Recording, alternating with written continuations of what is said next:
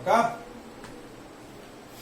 चलिए अब हम कुछ क्वेश्चंस डिस्कस कर लेते हैं। इतने जो भी आर्टिकल्स हमने डिस्कस किए बायो सैवर्ट लॉ की हेल्प से, तो उन बायो सैवर्ट लॉ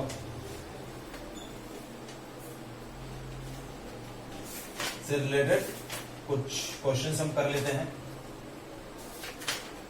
तो क्वेश्चंस देखिए, क्वेश्चन है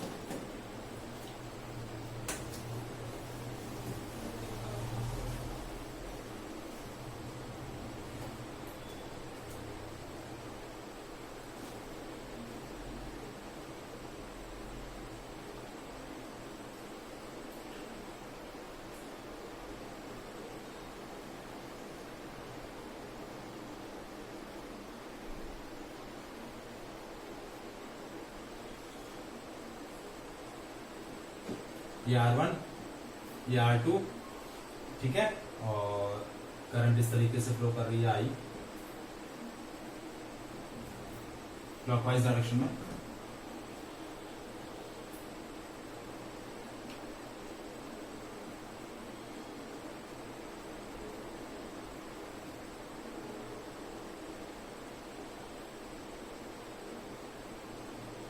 ये पॉइंट O है, तो आपको कैलकुलेट करना है।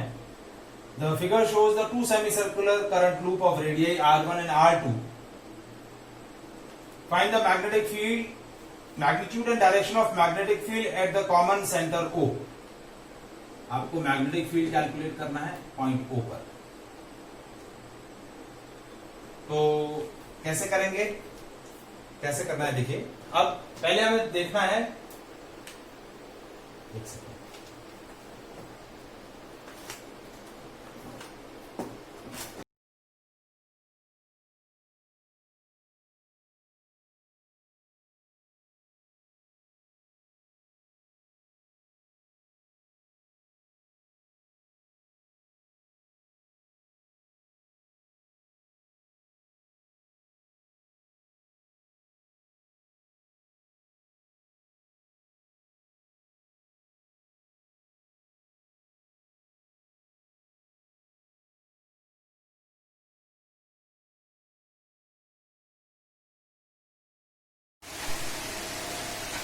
तो अब देखिए इस करंट कैरिंग एलिमेंट की वजह से फील्ड कैलकुलेट करना है पॉइंट O पर। तो कैसे करेंगे देखिए, अब पहले इसको हम लेबल कर देते हैं।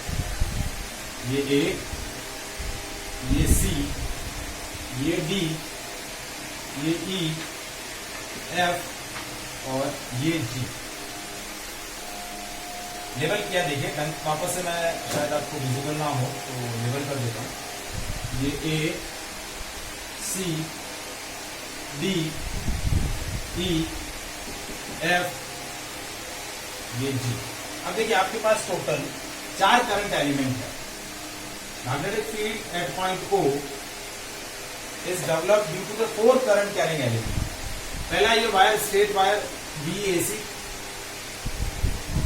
फिर दूसरा circular semi circular loop BCDE, ये circular loop CDE semi circle. फिर तीसरा करंट एलिमेंट EF, ये स्ट्रेट वायर, और चौथा current element magnetic field due to FGA। ये 4 एलिमेंट दिखे आपको, ये स्ट्रेट वायर, ये सर्कुलर लूप, फिर ये स्ट्रेट वायर, फिर ये सर्कुलर लूप। तो इन चारों की वजह से फील्ड स्ट्रेंथ कैलकुलेट करनी है और चारों का वेक्टर समेशन होगा। क्या होगा? Vector summation. तो मैग्नेटिक फील्ड आपकी वेक्टर क्वांटिटी क्या है? Vector quantity. तो कैसे कैलकुलेट किया देखिए, सबसे पहले magnetic field due to the straight wire AC। अब देखिए ये वायर AC है, ये वायर आपका जो भी है पॉइंट A जो है, पॉइंट O जो है इसी लाइन सेगमेंट के अबाउट है। ये पॉइंट O जो है वो C और A के अबाउट है। जैसे ये वायर है, ये XY और पॉइंट P आपका यही है, या ठीक है, तो ऐसे है पॉइंट। तो इसी अबाउट ∅1 और ∅2 दोनों 0 हो गए, ∅1 और ∅2 दोनों 0 हो गए। तो इस वायर की वजह से मैग्नेटिक फील्ड क्या आ जाएगा? देखिए स्ट्रेट वायर की वजह से मैग्नेटिक फील्ड क्या होता है, mu not I upon 4 pi a sine phi 1 plus sine phi 2। तो ये साइन फाई 1 ये साइन फाई 2, फाई 1 फाई 2 दोनों जीरो, तो जीरो को इससे मल्टीप्लाई करेंगे तो टोटल फील्ड क्या आ जाएगा, जीरो। तो BAC की वजह से मैग्नेटिक फील्ड क्या हो गया, जीरो। आया समझ में यहाँ पे इस ये पॉइंट समझ में आया। देखिए ये जो वायर है स्ट्रेट वायर, ये वायर और पॉइंट O जो है वो यहां पर है, ये A ये C। तो पॉइंट O जो है वो इसी के लेंथ के अबाउट है। तो आपका जो magnetic field due to straight wire क्या बताया था, mu not I upon 4 pi a sine phi 1 plus sine phi 2। तो अब ये पॉइंट O जो है वो इस एंड से और इस एंड से तो 0 डिग्री बना रहा है ना, क्योंकि वो इसी लाइन के अबाउट ही है, उसकी लेंथ के अबाउट ही है। तो फाई 1 और फाई 2 दोनों जीरो हो गए, तो मैग्नेटिक फील्ड क्या हो जाएगा, स्ट्रेट वायर की वजह से जीरो हो जाएगा। यदि पॉइंट उसी लाइन लेंथ पे ही है, हमने क्या पढ़ा था कि भाई ये पॉइंट P यहां होता तो ये और ये कितना एंगल बना रहे हैं इसके हिसाब से आप। अब पॉइंट P सपोज यहीं पे है या इसी लाइन पे है, तो आपका स्ट्रेट वायर की वजह से मैग्नेटिक फील्ड क्या होगा, जीरो हो जाएगा कि नहीं होगा। आया समझ में।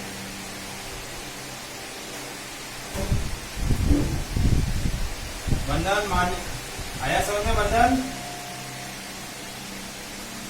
अब आपका ये सर्कुलर लूप CDE, तो सेमी सर्कल की वजह से मैग्नेटिक फील्ड क्या होता है, mu not I upon, semi circle की वजह से कितना होगा बेटा,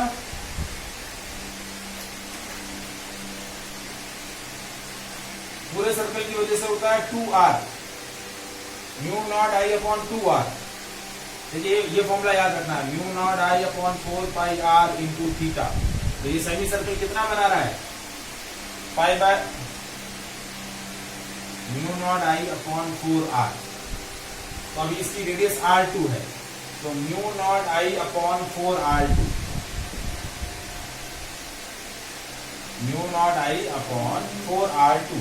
और आप देखिए ये सर्कुलर लूप में करंट कैसे फ्लो कर रही है, क्लॉकवाइज। कैसे फ्लो कर रही है, क्लॉकवाइज। तो क्लॉकवाइज होती है सर्कुलर लूप में, तो देखो ये क्लॉकवाइज है, तो मैग्नेटिक फील्ड कैसे होगा, इनटू द शीट, तो क्रॉस। मैग्नीट्यूड के साथ साथ डायरेक्शन बहुत ही इंपॉर्टेंट है मैग्नेटिक फील्ड के लिए, ये आप ध्यान रखेंगे। फिर आता है magnetic field due to EF, तो EF की वजह से भी मैग्नेटिक फील्ड जीरो, क्योंकि AC और EF दोनों का सेम सिचुएशन है। AC की वजह से मैग्नेटिक फील्ड जीरो था, तो EF की वजह से भी मैग्नेटिक फील्ड जीरो ही होगा, क्योंकि EF के अबाउट भी पॉइंट O जो है उसी लाइन पर है, लेंथ पर ही है, तो फिर मैग्नेटिक फील्ड जीरो हो जाएगा। अब आता है magnetic field due to FGA, ये सेमी सर्कल, तो ये आया mu naught I upon 4r1। अब करंट कैसे फ्लो कर रही है, इसमें भी क्लॉकवाइज, तो perpendicular to the plane inward. तो ये भी perpendicular to the plane inward है, ये भी perpendicular to the plane inward है, दोनों फील्ड ऐड हो जाएंगे, तो टोटल फील्ड हुआ mu not I upon 4 1/r1 plus 1/r2। So this will be the magnetic field at a point O, and direction होगी perpendicular to the plane inward.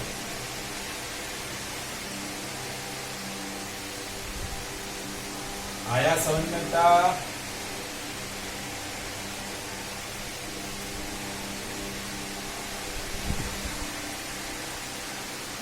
आया question समझ में कैसे किया हमने।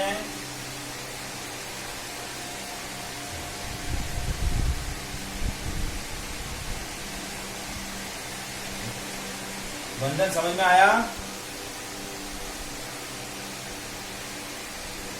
ठीक है। अब देखिए इसी वैरायटी में हम और भी क्वेश्चंस कर रहे हैं।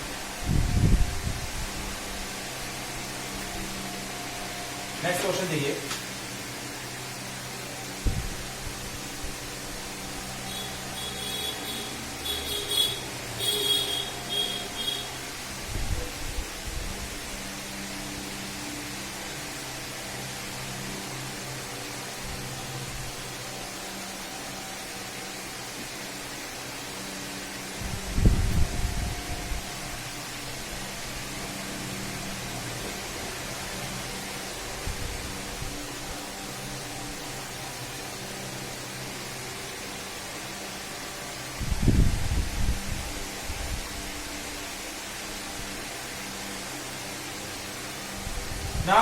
compute the magnitude and direction of magnetic field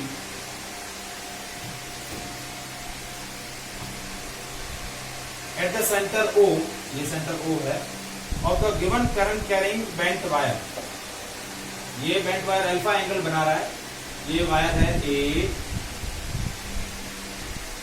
C, D, E, F, G. Bent wire है, ये वायर देखिए A, C, D, E, F, G, A.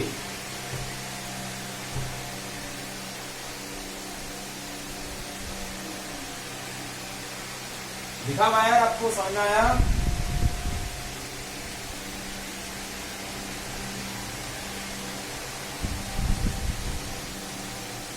अब यहां पर भी O पर मैग्नेटिक फील्ड कैलकुलेट करना है, डायरेक्शन बताना है। ये जो आर्क है ये अल्फा एंगल बना रहा है, छोटा आर्क ये अल्फा एंगल बना रहा है, बड़ा वाला आर्क भी अल्फा एंगल बना रहा है। अब देखिए मैग्नेटिक फील्ड एट O क्या होगा, चार, देखिए आपके पास यहां पर भी चार एलिमेंट है, A, C, D plus magnetic field due to DE plus ACD plus magnetic field due to DE plus magnetic field due to EFG plus magnetic field due to GA।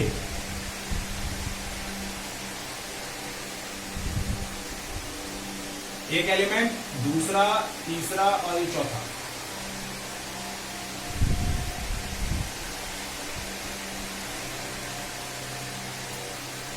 अब देखिए ये जो DE है और ये AG है, इनकी वजह से मैग्नेटिक फील्ड जीरो होगा। क्यों जीरो होगा? क्योंकि ये वायर और ये जो पॉइंट है ये उसी लाइन पे है। ये वायर, दोनों वायर, ये वाला एंड और ये वाला एंड दोनों उसी डायग्राम का सही बना होगा।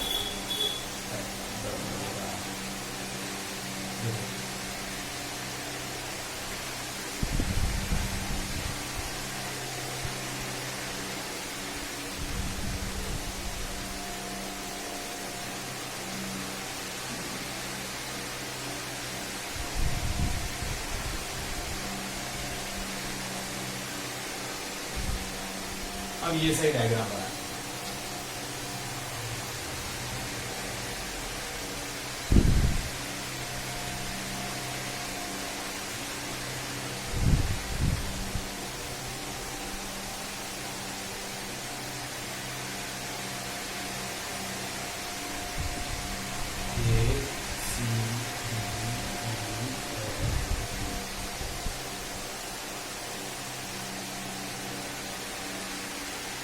ठीक है, ये है।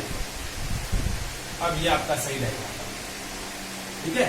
तो अब आपका मैग्नेटिक फील्ड क्या होगा एट पॉइंट O, ये O है, ACD plus magnetic field due to DE plus magnetic field due to EFG plus magnetic field due to GA।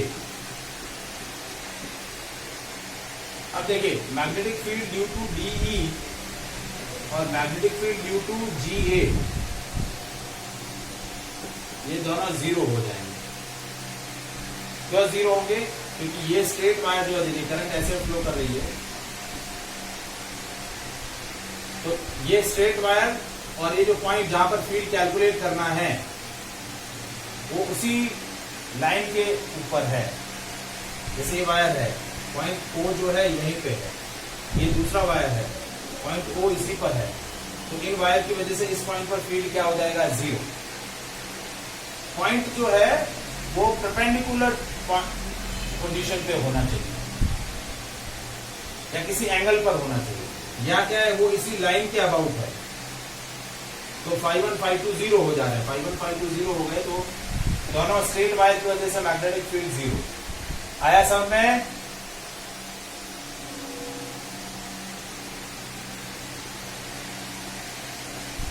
क्या समझ में आया? अब इसकी रेडियस है, छोटे वाले की रेडियस है R1, बड़े वाले की रेडियस है R2। तो अब magnetic field due to A C D क्या होगा, mu not I upon 4 pi R1 into alpha,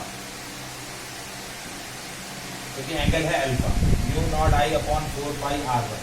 अब देखिए इसमें करंट कैसे फ्लो कर रही है, क्लॉकवाइज एंटी क्लॉकवाइज। ये जो सेमी सर्कल बना हुआ है आपका, सेमी सर्कुलर, ढंग से देखो, ढंग से, क्लॉकवाइज नहीं है। ए सी डी कैसी है, एंटी क्लॉकवाइज है, तो मैग्नेटिक फील्ड होगा perpendicular to the plane outward. देखो ये बेटा, ये कैसे फ्लो कर रही है, कैसे फ्लो कर रही है, ऐसे फ्लो कर रही है करंट, ए से सी डी आ रही है, ऐसे आ रही है करंट। तो हम कहाँ रहा, बाहर की तरफ, तो perpendicular to the plane outward. और magnetic field due to E F G क्या होगा, mu not I upon 4 pi R2। Current कैसे जा रही है, देखो करंट का डायरेक्शन देखो, E F G, E F G, E F G, E से एफ और जी कैसे जा रहा है, क्लॉकवाइज, तो perpendicular to the plane inward cross. So mu not I 4 pi R2 into alpha, ये डॉट है, ये क्रॉस है, तो अब दोनों की डायरेक्शन तो अपोजिट हो गई भाई। तो अब कौन सा बड़ा कौन सा छोटा, देखो R1 की वैल्यू छोटी है, R2 की वैल्यू बड़ी है, R1 is smaller than R2, तो भाई क्या हो जाएगा, ये जो मैग्नेटिक फील्ड होगा वो बड़ा होगा, ये छोटा होगा। तो टोटल मैग्नेटिक फील्ड क्या हुआ, mu not I upon 4 pi 1 by R1 minus 1 by R2। ये वाला फील्ड बड़ा है, तो फील्ड की डायरेक्शन वही होगी जो इस फील्ड की है, तो ये आपका आंसर आ गया, mu not I upon 4 pi 1 by R1 minus 1 by R2 perpendicular to the plane outward. आया समझ में बेटा,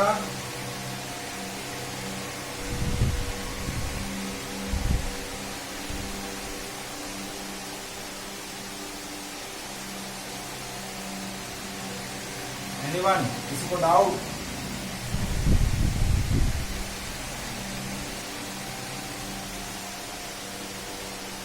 चलिए इसी में एक लास्ट क्वेश्चन हम कर रहे हैं अभी।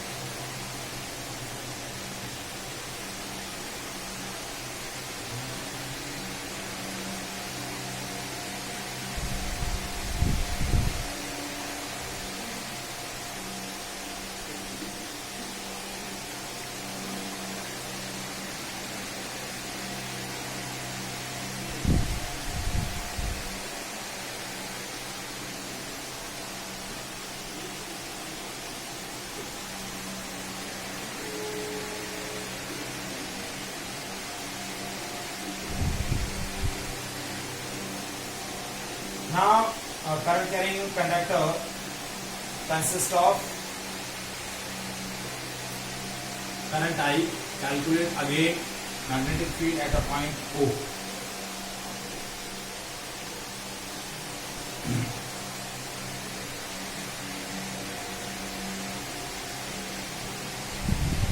इसकी वजह से मैग्नेटिक फील्ड निकालना है।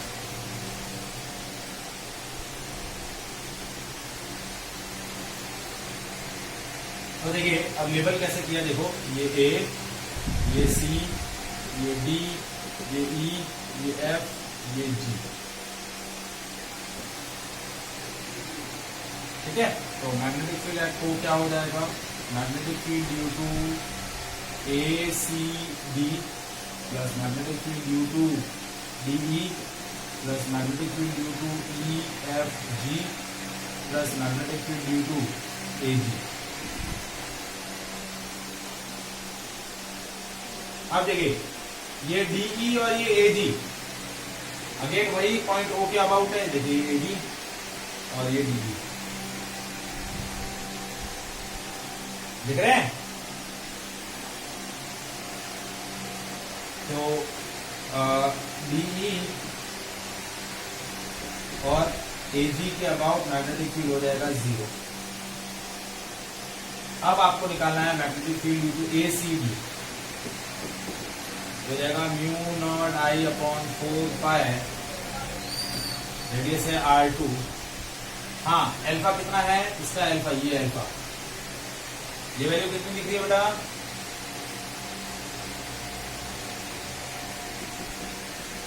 3 पाई बाई, कितनी है 3 पाई बाई 270।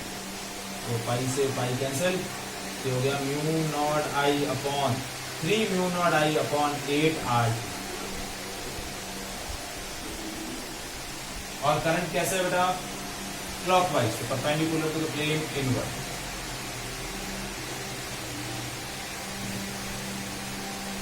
ठीक है, अब ये है आपका क्वार्टर, ये कितना एंगल बना रहा है π/2, तो EFG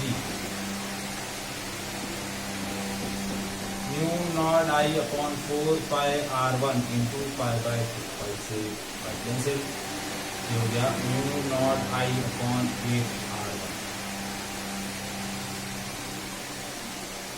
और करंट कैसे है, इसमें भी करंट क्लॉकवाइज है, तो अब दोनों फील्ड ऐड हो जाएंगे। देखिए म्यू नॉट आई, तो टोटल फील्ड हो गया mu not I upon 8 common आ जाएगा, mu not I 8, mu not I 8 common, 3/R2 plus 1/R1, और magnetic field perpendicular to the plane cross. ये आपका answer. So magnetic field is mu naught I upon 8, 3/R2 plus 1/R1 perpendicular to the plane inward। आया समझ में?